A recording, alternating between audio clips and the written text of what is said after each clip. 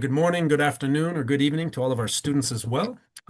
Thank you, as always, to Atlantic International University for inviting me to continue sharing and learning together. I always say, and I mean it sincerely, that I learn together with all of our students. So I appreciate the opportunity to continue.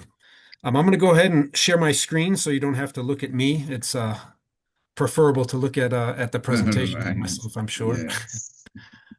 Okay, give me just a second to get it up here.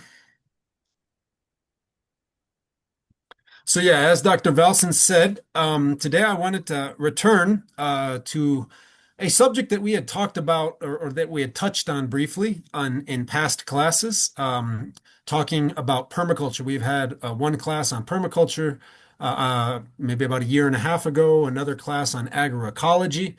And in both of those classes, we've touched shortly on the issues of water management, but we've never had a class specifically on that. And in the area of rural development, of working with rural communities, obviously one of the biggest and most important aspects to living well in place is ensuring that we all have enough water. And so today I wanted to talk a little bit about how the idea of permaculture thinks of the idea of water management in a sustainable type of fashion.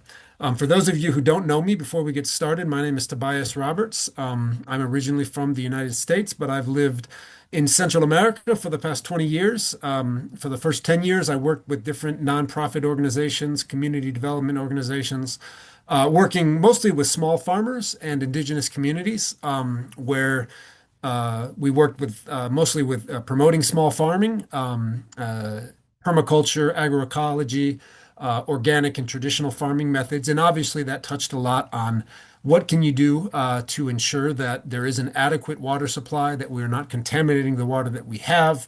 And so there's a lot of focus of our development work was on those issues. For the past 10 years, I left my family and I left the community development world. And we have started our own small farm here in the mountains of El Salvador. I continue to do small scale consulting projects for different organizations in Central America, but also from the perspective of a farmer, someone who has to deal daily with what are we going to do with water. I know that most of our students are from Africa. I'm not very familiar with the African context, but in Central America, and I think in many parts of the world, Central America has a very strict dry season versus wet season. We have about 6 months of rain and 6 months of dry season. And March and April are the end of the dry season. So it's this time of the year when everything starts to dry out, when water supplies become scarce. It's when water shortages begin to affect a lot of the urban areas because of water stress. Rivers drop dramatically because it hasn't rained so long. So now I think is a great time to think about that because I look outside my window and I see, the beginnings of the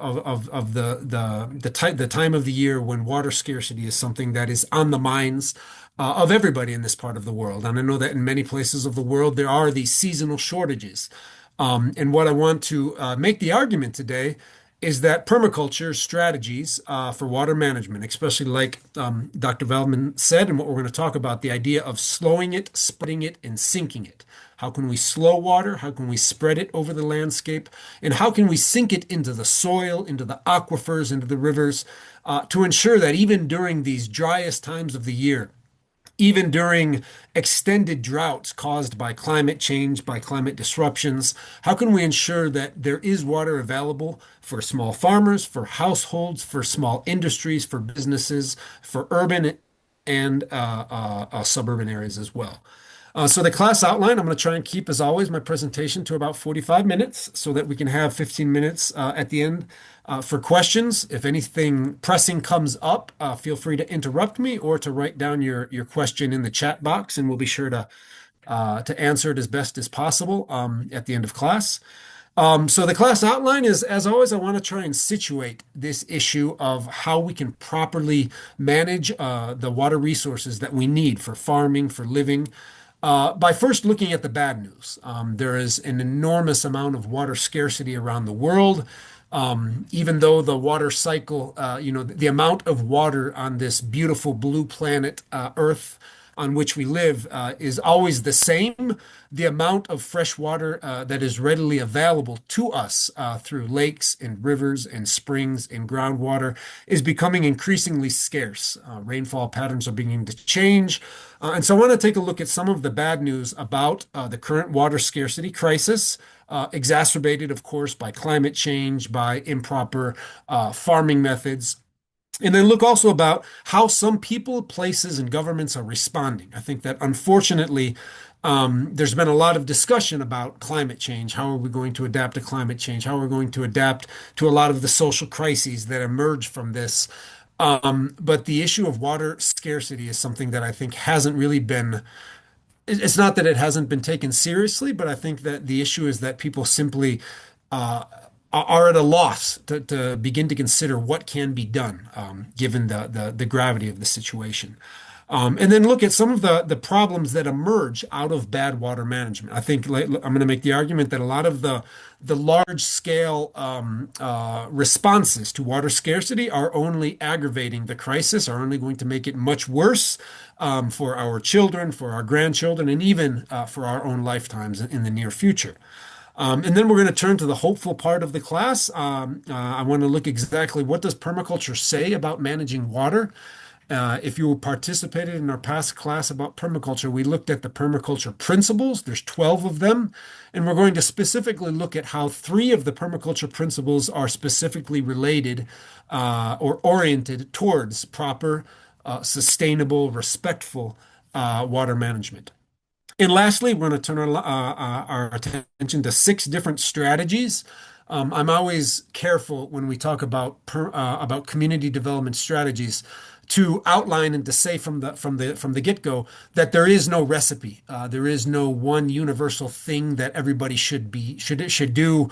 Whether that be microcredit for small businesses or empowering certain sectors of the society. I truly believe that one of the fundamental tenets of healthy community development is understanding and respecting the fact that every place is different, right? And that every place will have different strategies. And when it comes to water management, how you manage water in an area like Central America that has very strictly defined dry and wet seasons is going to be very different than a place that receives abundant water throughout the year. It's going to be very different than in a place that has like a desert-like climate where very, very little water or rainfall accumulates. All of these things need to be taken into consideration. However, we are going to take a look at six different strategies that can be implemented in different areas for proper water management. So real quick, the bad news about our situation. If you look at this map here on the right, it says where water stress will be highest by 2050. So within 24 years, if you look at this map, pretty much all of the Middle East, all of North Africa, the entire Mediterranean area, lots of areas of Southern Africa, Australia, pretty much the entire tropics are in areas that are going to be receiving very serious water stress. What you can't see in this map, I was going to include another map, but most urban areas around the world, any place that has populations over 300,000 people, are also going to be facing water stress in near areas, just because obviously urban areas require larger amounts of water. That water needs to generally be pumped in from farther distances. And so urban areas especially are in very critical water stress, especially if it's an urban area in the tropics or other areas that have very limited rainfall. These are statistics that I pulled from the United Nations. By nearly 4 billion people, or almost half of or a little bit over half of the global population, experience water scarcity for at least 1 month each year, with 2 billion people living in countries that simply do not have enough water to distribute amongst their people. As it is, like I mentioned, urban areas generally receive, much more funding, much more infrastructure. Water is pumped in from farther areas. In developing countries or rural areas are generally those that are left without proper water management or proper water infrastructure. Water is simply not available in rural areas if it is not available on site.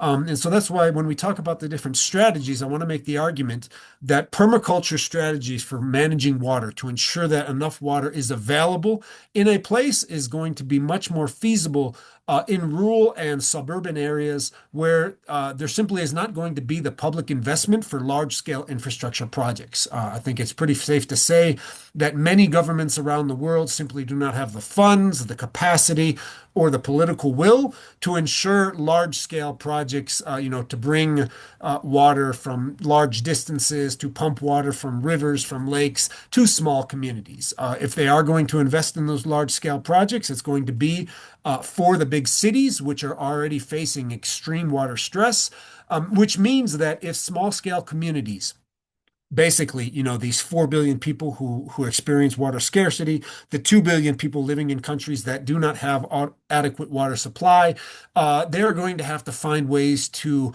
manage their water resources as respectfully, as sustainably as possible. And when we look at the permaculture strategies, I think that this is where it's going to be most feasible in rural areas that are not going to be beneficiaries of large scale infrastructure projects. Over 2 billion people lack safe drinking water. This causes an enormous public health crisis. Diarrhea in children is one of the main killers of children around the world. By this year, this was a statistic from 2020. By last year, which was 2025, half the world was expected to be facing water scarcity.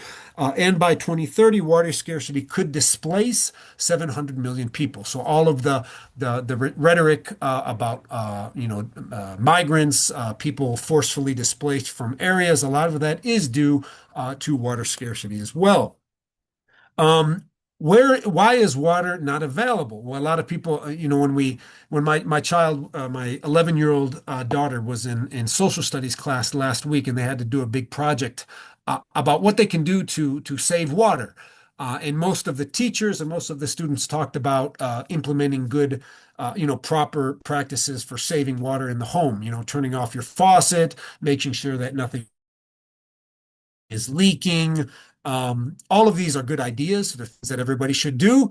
But residential water usage accounts for just a small percentage of total water usage in the world.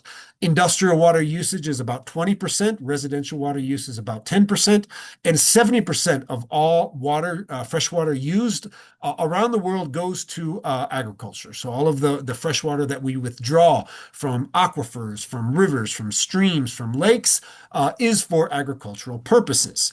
One of the worst things about that is that almost half of the water used for agriculture is essentially wasted due to inefficient irrigation systems, evaporation, poor water management.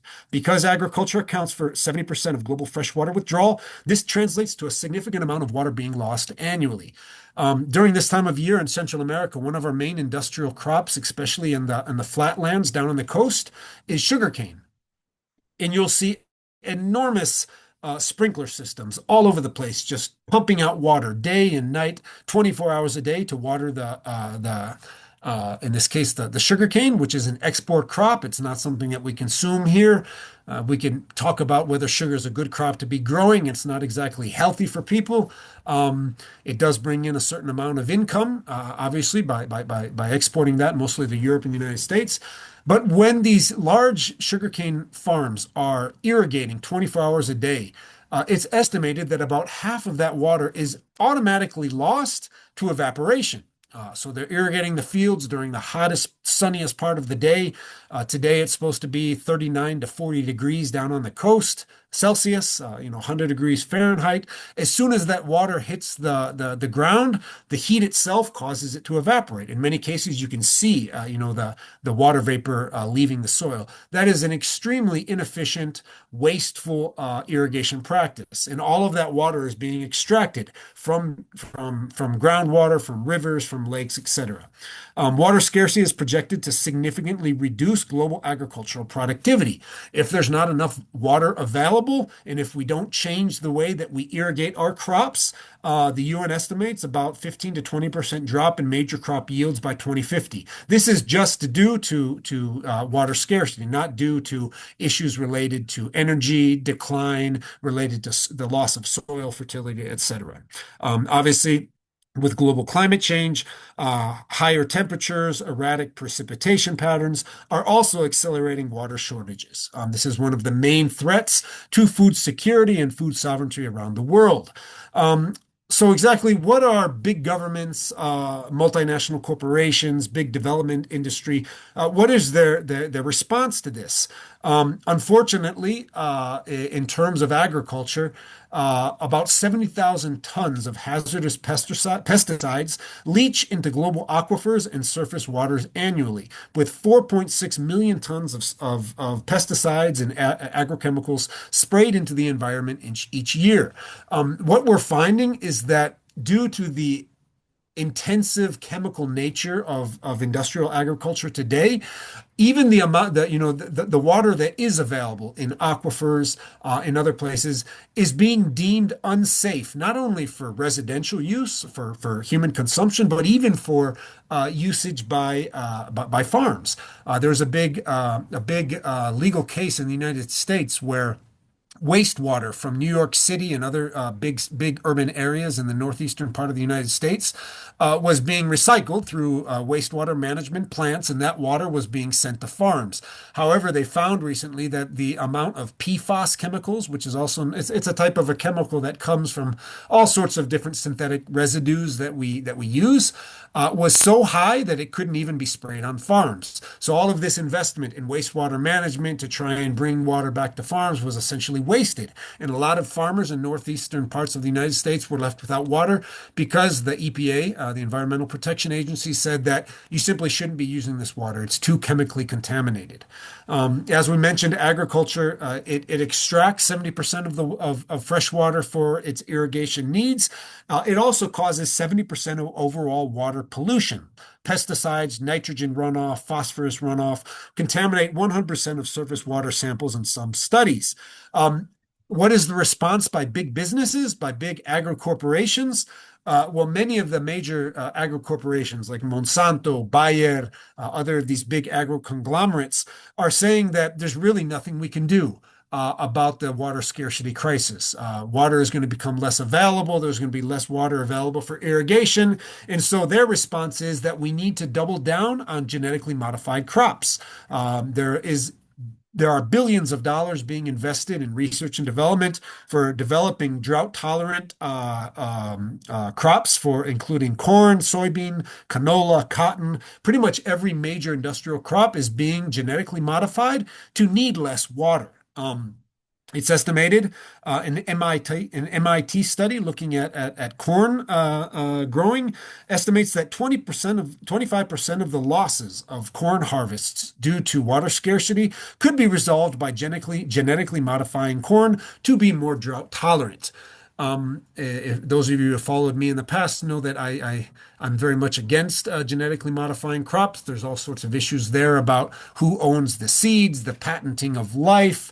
And then, yeah, essentially playing with resources that we really don't know what the long-term effects are going to be.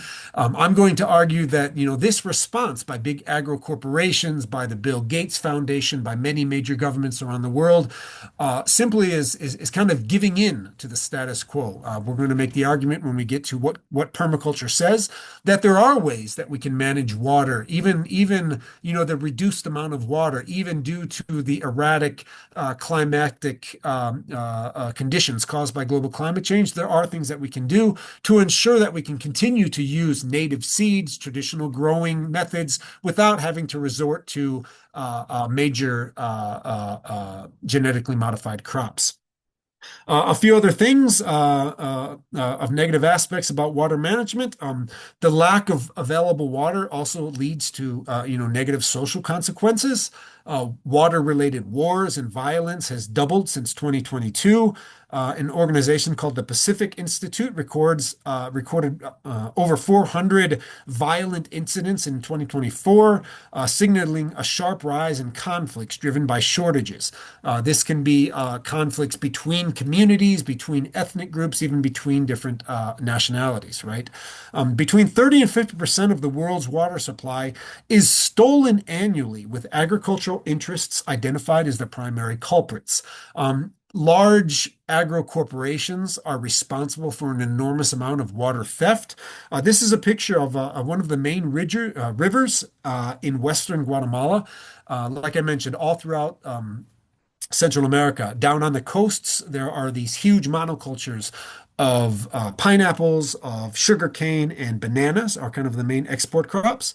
And these are extremely water intensive crops. And a lot of these major agro corporations like Dole, Del Monte, other big corporations have the machinery, the political clout, where without any prior justification, they take their big machines and they divert the rivers. So this is a picture of a river, of a canal that has been dug by these big corporations, these banana and pineapple plantains, to make sure plantations to make sure that they have enough water for their crops. Obviously, small farmers who live, downstream from this are essentially left without any sort of water because the water is diverted. And this is, just one example of water theft, usually by major agro corporations that affects the livelihoods of small scale peasants, of indigenous peoples, et cetera, who have relied on these water resources for thousands of years. So the basic problem is we extract water unsustainably from groundwater and surface water. We pull out too much. Of that water that we pull out for agricultural purposes, the vast majority of that is wasted through bad management, through improper irrigation, et cetera. And the water that we don't extract ends up contaminated by our agrochemicals. Obviously, this kind of three-pronged approach to water management is quickly leading us into an unsustainable crisis where not only agriculture, but water for human consumption is becoming simply unavailable. Some other problems associated with bad water management is that we're quickly depleting aquifers. Aquifer is a renewable resource, right? It's essentially an underground lake where water that rains filters through the soil, through the bedrock into these lakes, but we're pulling it out so much faster than what it can replenish. In many major urban areas around Central America and around the world have historically relied on wells, where they pump water out of these aquifers and hope that the water, replenishes over time. But because they have essentially cemented enormous areas, the water isn't able to infiltrate, and they're depleting the aquifers faster than they can fill up again. The same thing happens in major agricultural areas where water is pulled out, but it is not allowed to seep back into the soil. Bad water management also leads to erosion. Obviously, when you're over irrigating, when you're not properly managing your soil, heavy rains can cause run over the landscape, pull away topsoil, and leave farmers without, the basic thing that they need for growing, which is soil. Inefficient irrigation also leads to water wastage. And then you have the issue of nutrient pesticide runoff. In this picture here, I didn't mention all of these little dots are pretty much anywhere where a river meets the sea, or what known as hypoxic zones or dead zones. It's basically where agrochemicals, fertilizers, nitrates, phosphates run into the water. They end up in the deltas where the ocean, and it's such a contamination that no aquatic life can survive. And lastly, another major issue that I don't think is talked about very much, but is one of the main issues that I think is associated with bad water management in agricultural areas is the issue of soil salinity. So essentially, improper water management leads to soil salinity or salinification, primarily through over irrigation. So farmers, have access to water, they over irrigate. They don't have adequate drainage. They don't ensure that the water seeps into the soil. What happens is this causes water tables to rise. And when that water evaporates, salts accumulate in the root zone. Excessive water evaporation leaves behind salt crusts, which essentially means that you're turning your soil into a salty soil, which is not anybody who grows things knows that that's going to first of all drastically reduce your yields, your harvest, and eventually turn soil into a barren wasteland where nothing can be grown. Soil salinification is a major issue all around the world due to improper water management, especially in areas like Central America and parts of Africa, where you have, dry seasons and wet seasons. So if you're not managing your water correctly, what you're doing by irrigating improperly is creating salinification. And many archaeologists, historians have found that soil salinification is one of the main causes of civilizational collapse in the past. Areas in the Middle East, areas in Africa, areas in Central America and South America, there's large scale evidence that one of the reasons that major civilizations have collapsed in the past is because of this issue. Okay, so that's the bad news. What can we do whether as small farmers, as members of small communities, local governments, people who work in the area of community development? What can we do to manage water better? Well, from a permaculture perspective, permaculture treats water as a precious, non-renewable resource to be harvested, stored, and reused on site rather than allowed to simply run off.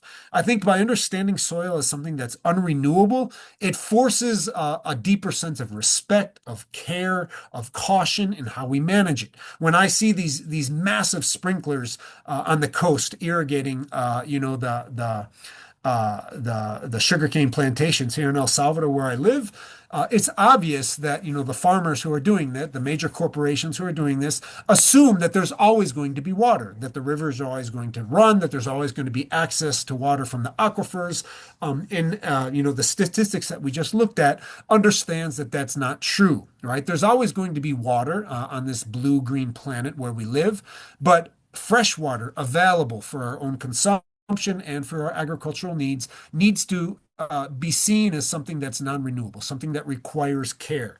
The main kind of mantra or theme of permaculture management is about slowing water, spreading it, and sinking water into the landscape using techniques. And we're going to talk about these one by one, like swales, ponds, and keyline design to recharge groundwater and maximize soil moisture.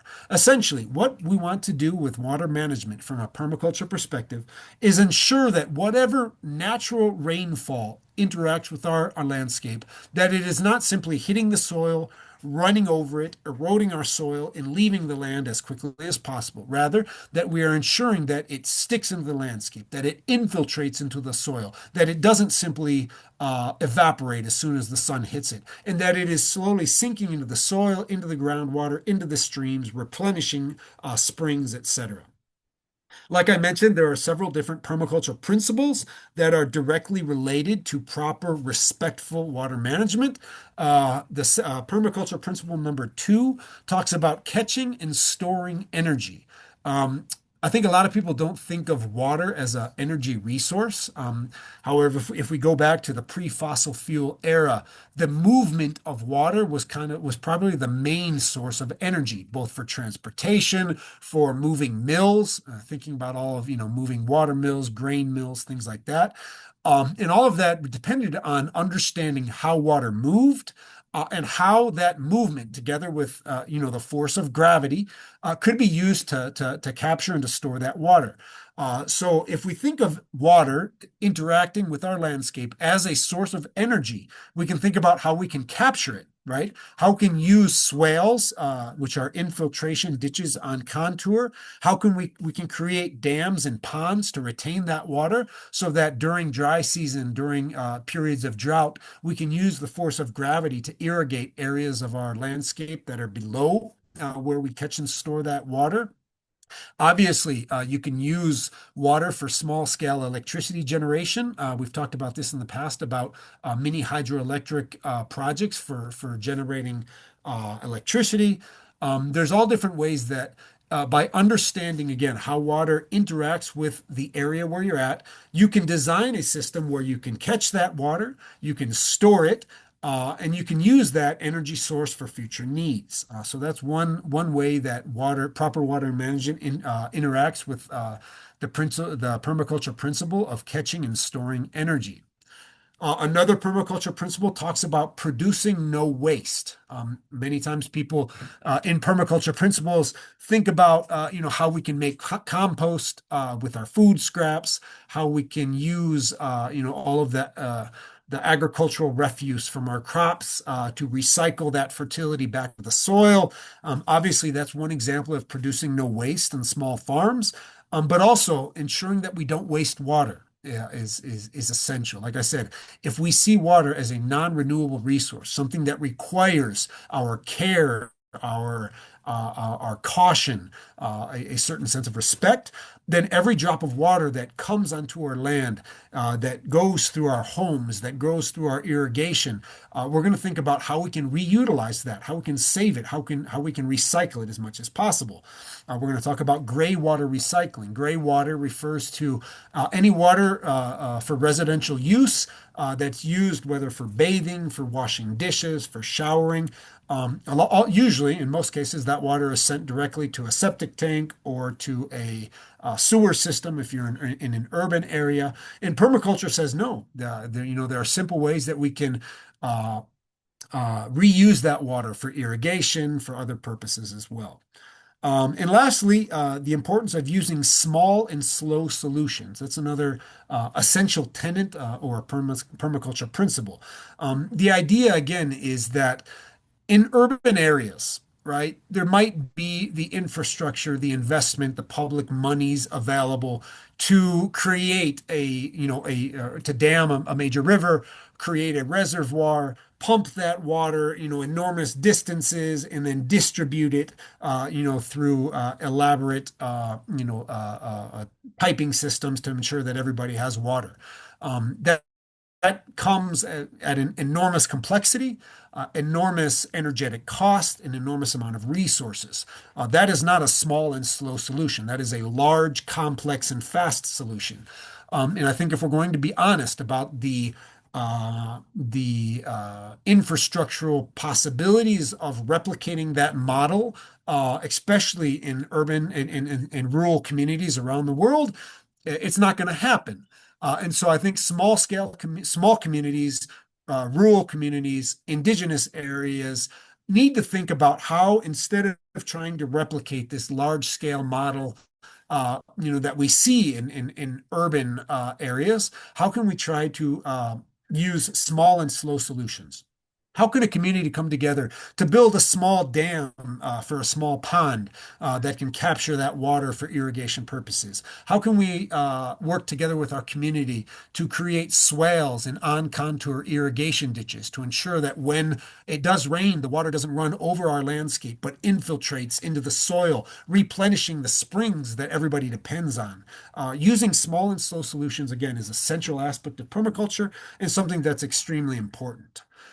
So let's end in the last 10 minutes of class before I turn it over to questions.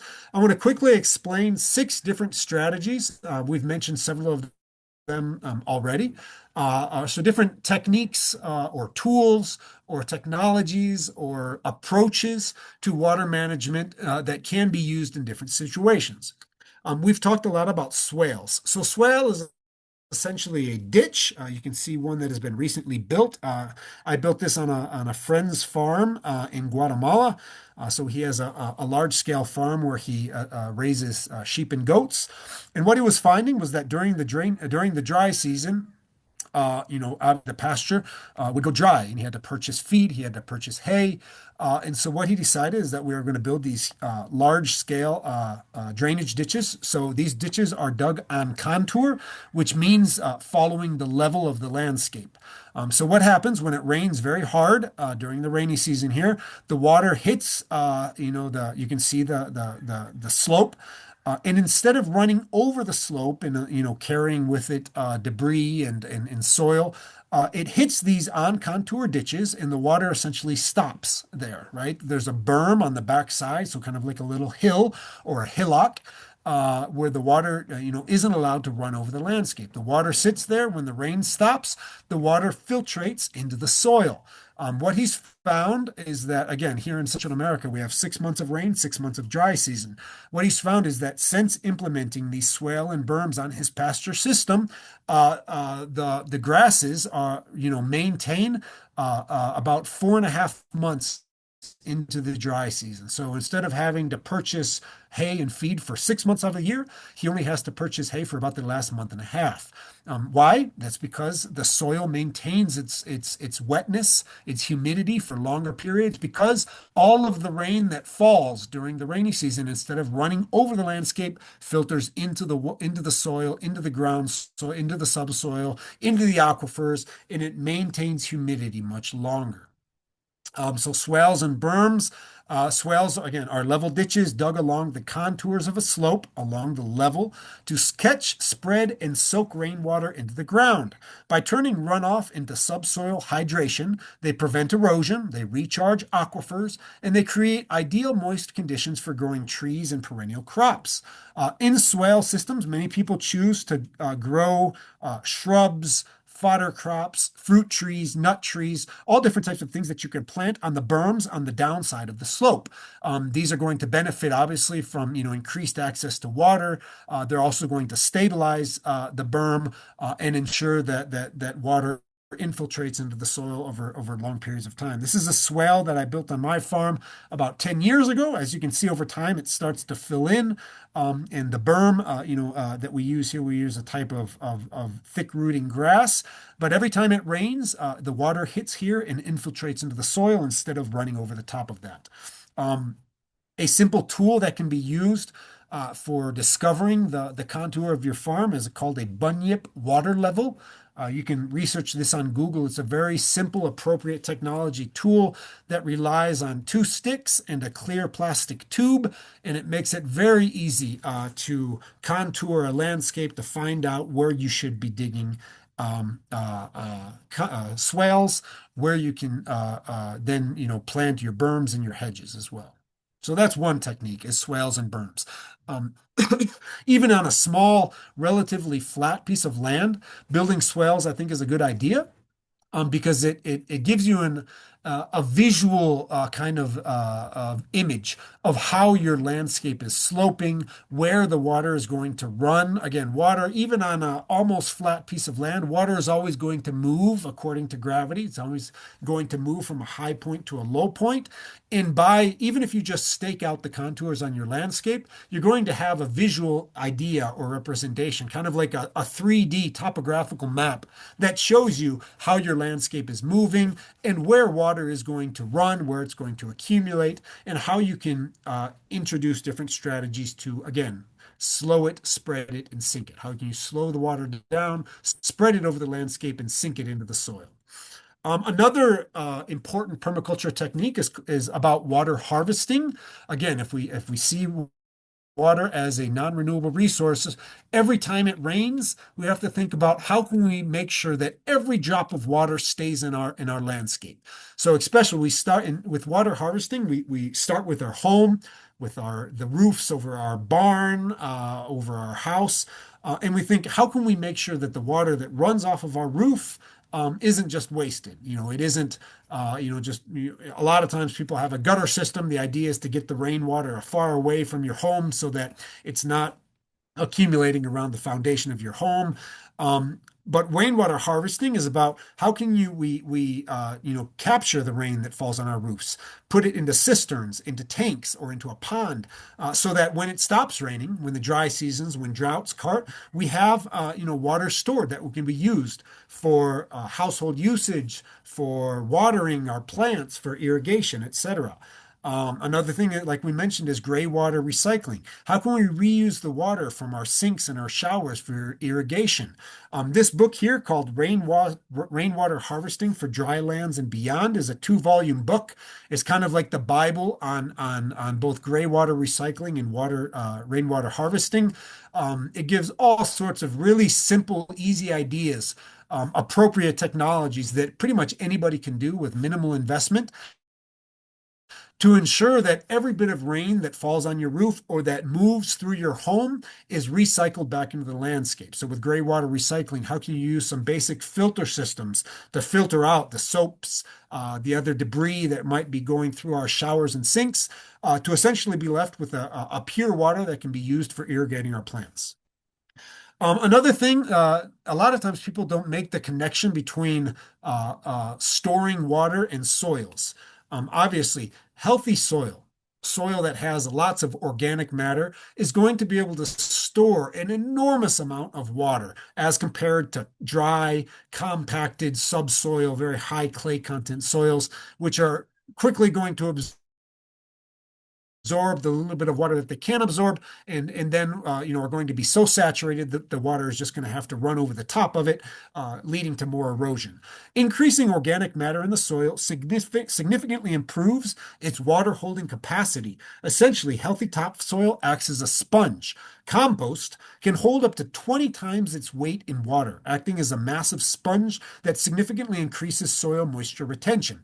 So if the idea of permaculture is to slow water down, to spread it and to sink it into the landscape, that sinking aspect is going to depend also on having healthy soil. The healthier, darker, more organic matter that we have in our soil, the more water that's going to be stored in our soils. Again, looking at this picture here, this is soil that's protected, obviously, by grasses, by permanent vegetation. So, as year after year organic matter accumulates on the soil, as compost is spread over that, more and more water is going to be able to infiltrate through these swales into the healthy soil as well. Compost can hold up to adding just 1% of organic matter to soil can enable it to hold an extra 16,500 gallons of plant available water per acre.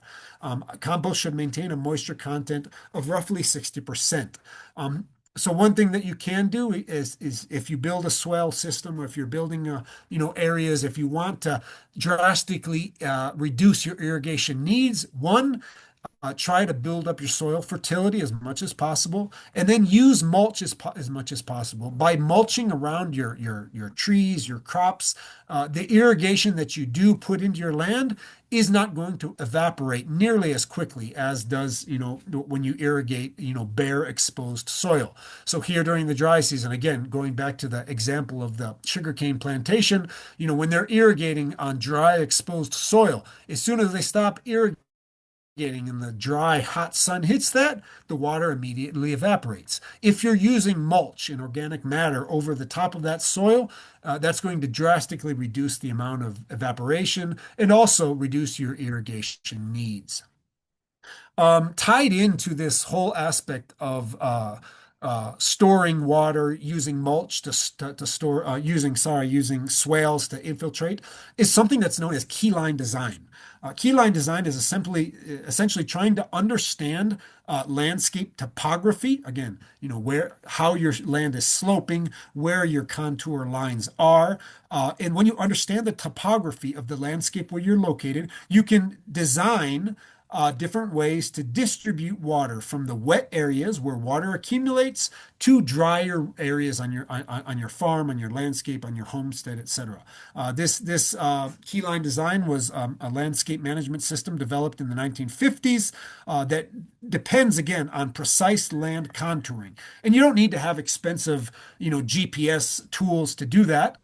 Again, you should Google a bunyip water level. It's a very simple tool that, again, even on small scale homesteads, you can do it very quickly and get very precise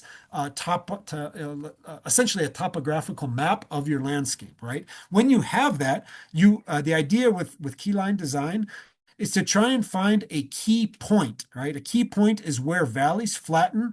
Um, cultivating along key lines. It directs water from wet valleys to wet to drier areas. So the idea is on this landscape here, you can see these are the contour lines, the white line here.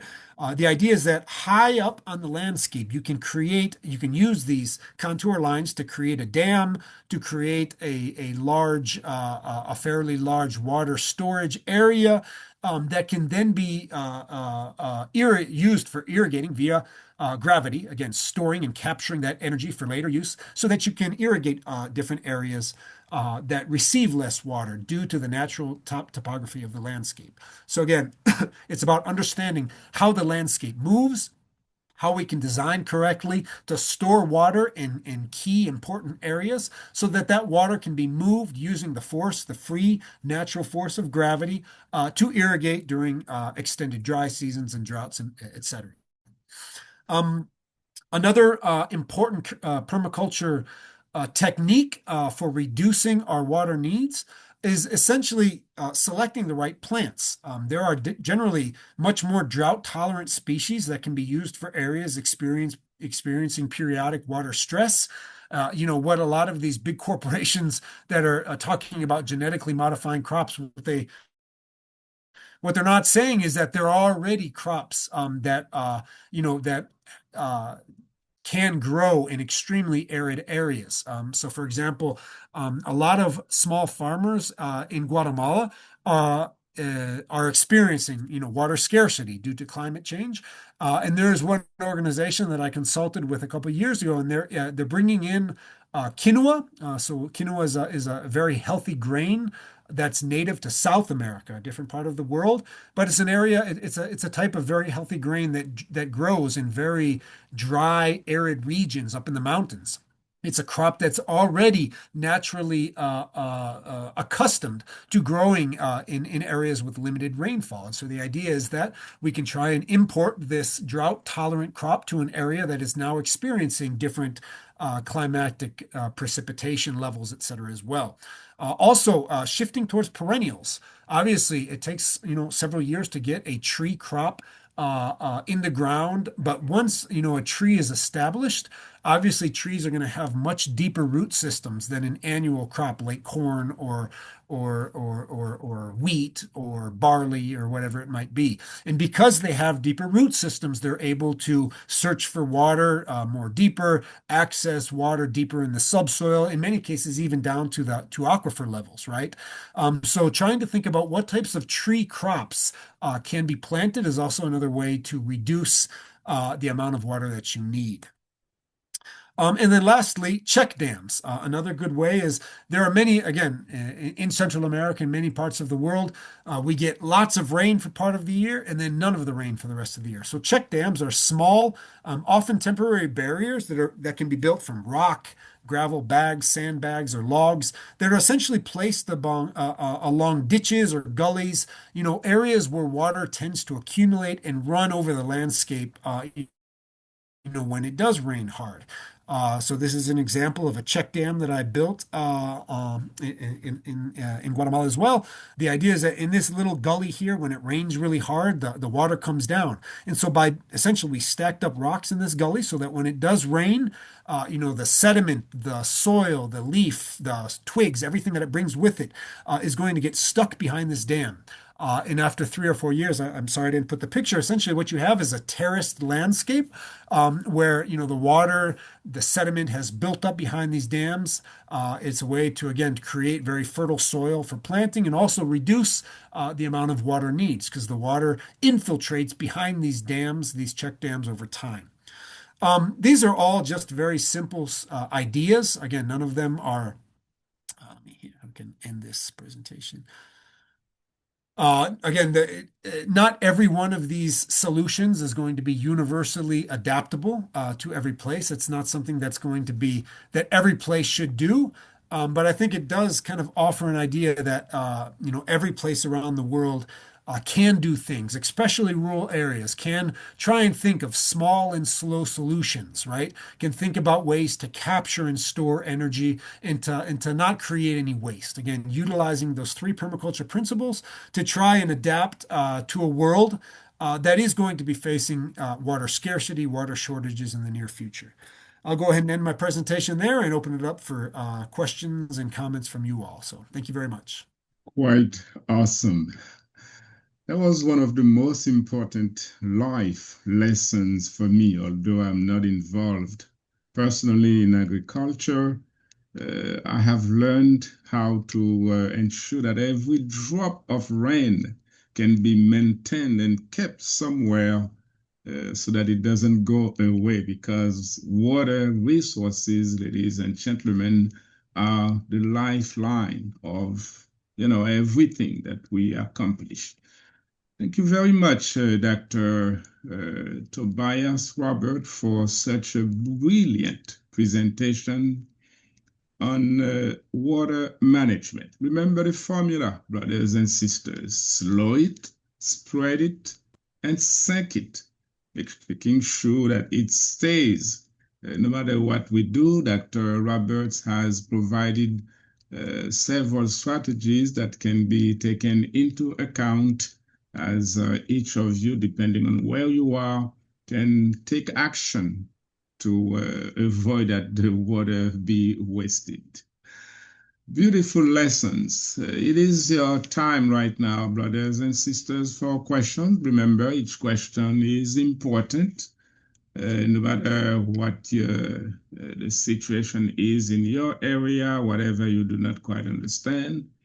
Please, this is your time. Let's begin with a question from the chat box. As I'm monitoring the room, I don't see any hands up except for Botoye Cleopatra. I'm going to get to you in a second, Botoye.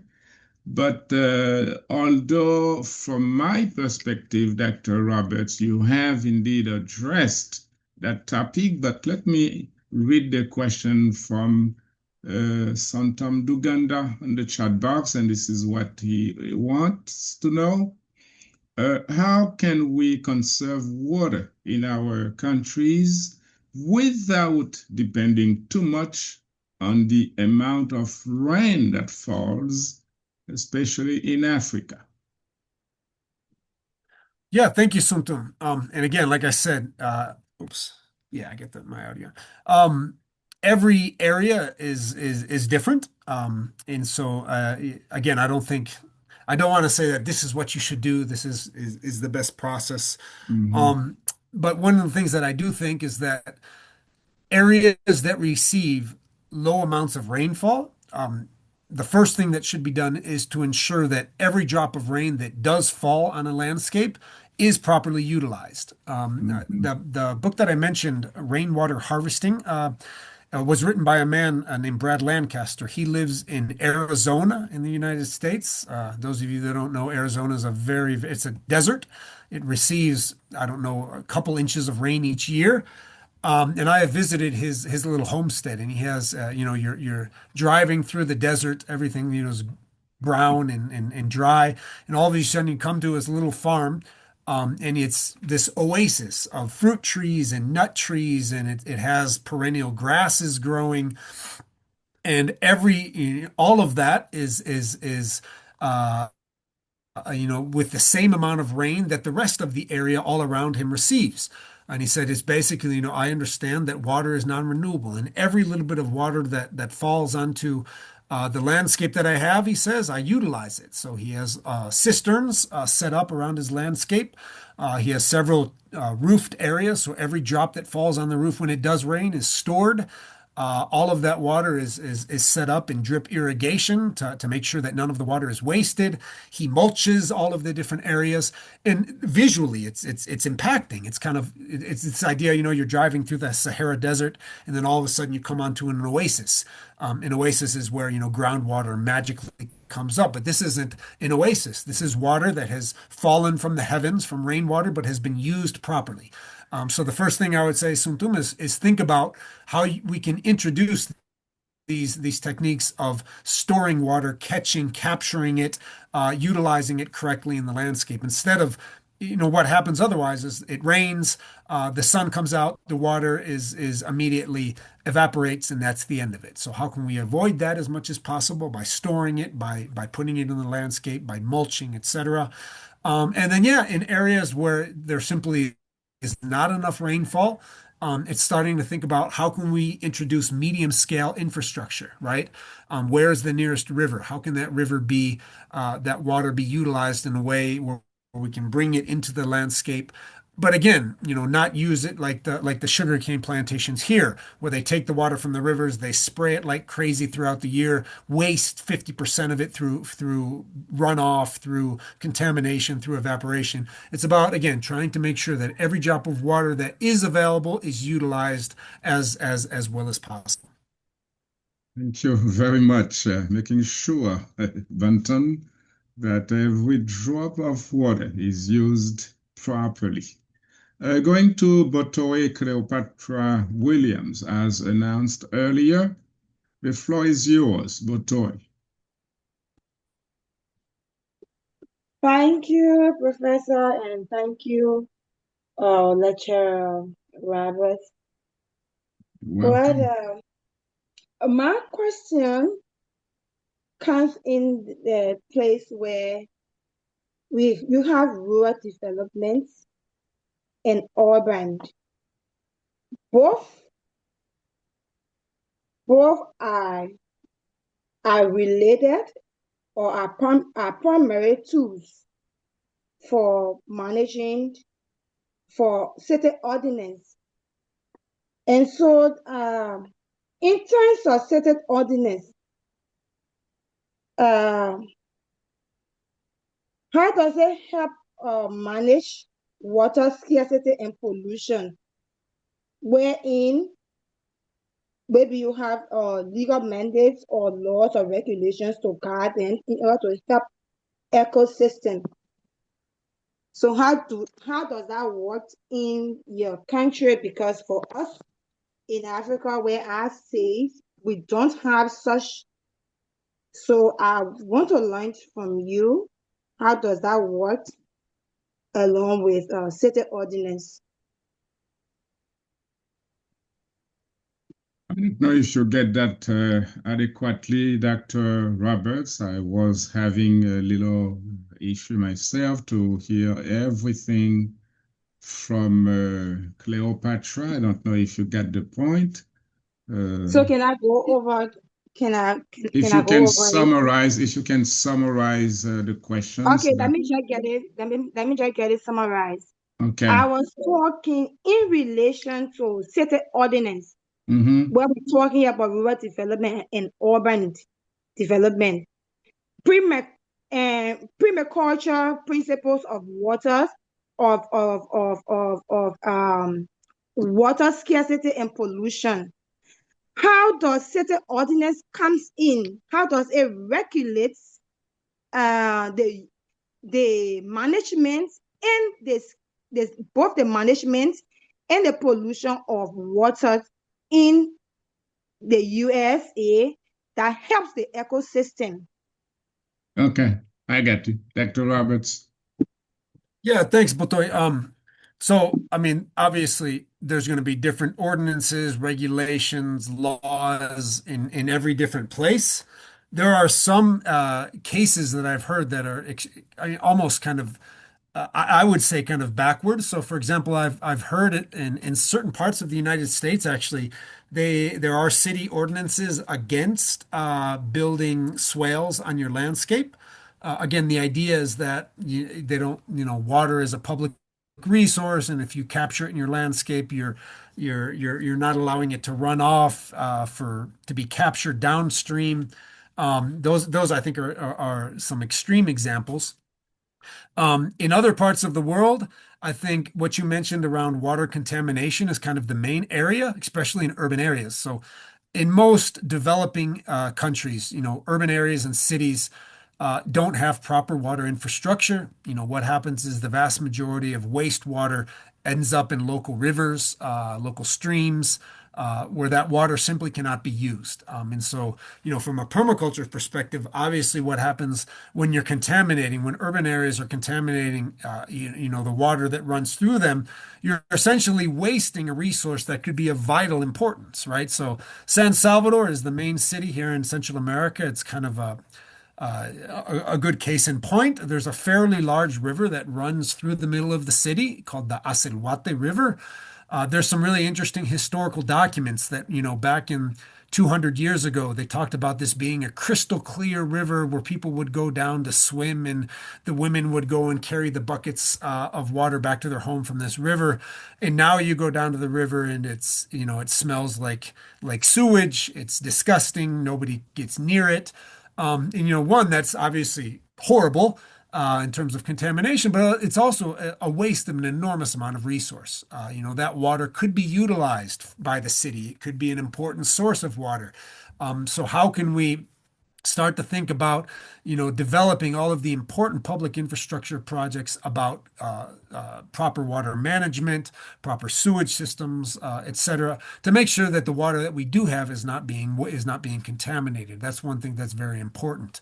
Another kind of interesting project that I consulted on in Nicaragua, another country in Central America.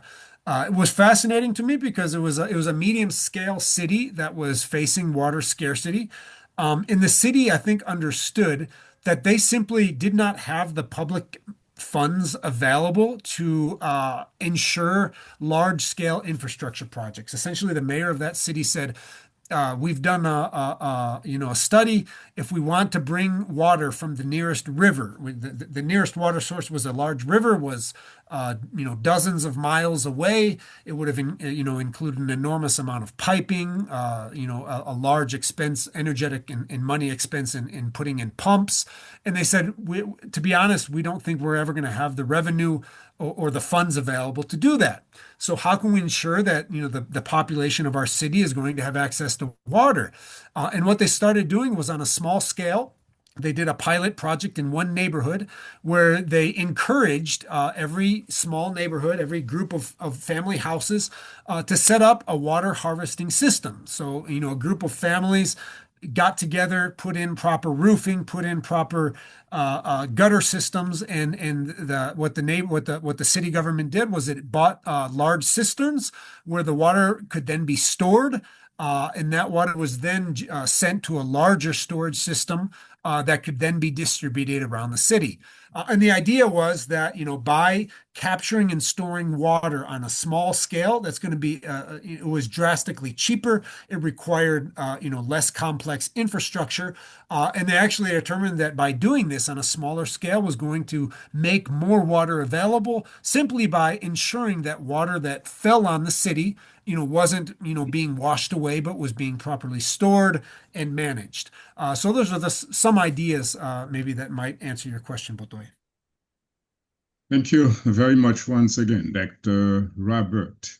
I know you've got to go by the hour, but definitely each of the answers you have provided included several other aspects our attendees would like to know better about. So, ladies and gentlemen, I want to thank each and every one of you for your attendance today. This class by Dr. Tobias Robert was really kind of eye-opener because personally I didn't understand very well how to use water, although I am in an environment where we don't have that kind of issue.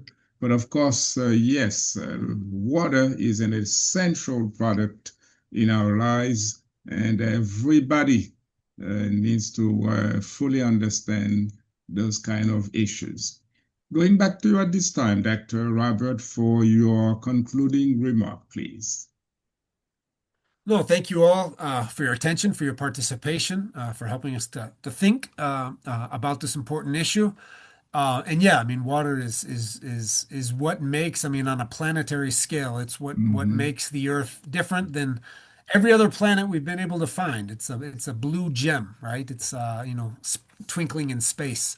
And I think the main thing that needs to change to deal with the issues of water scarcity and water shortages is really developing an understanding that we are unique in the universe as much as we know so far, in the fact that we have this abundance of water, which is essential for life, essential for human communities, for other animals as well.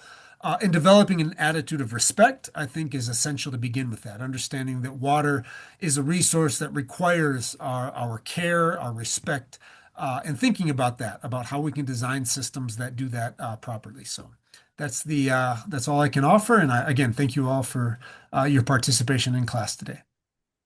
Beautiful. Such a blessing to have you, Dr. Tobias Robert at Atlantic International University. And I thank you very much on behalf of the whole family. Ladies and gentlemen, again, it was a real privilege and honor, a pleasure to have you at this live class today. And I hope you have a very, very blessed Monday. And I'm sure you want to say the same to Dr. Roberts. This is your time, all of you, collectively. Thanks, Thank you Dr. so Tobias. much, Okay, Thank you. You all. thanks. Bye Have a bye. great Thank day. you, Dr. Person. Thank you so much, everyone. Thank you so Bye much. now. Be blessed. Bye. Thank you. Thank you. Thank you.